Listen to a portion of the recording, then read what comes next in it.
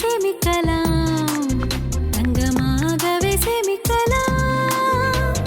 தண்டபாணி ஜுவல்லரியில் ஸ்வர்ண தங்கம் சேர்க்கலாம்.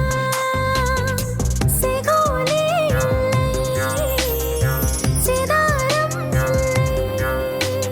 மின்னும் தங்கம் மனம் மகிழ்ந்திட நிறைந்திட தங்கம் வாங்க தண்டபாணிக்கு வாங்க.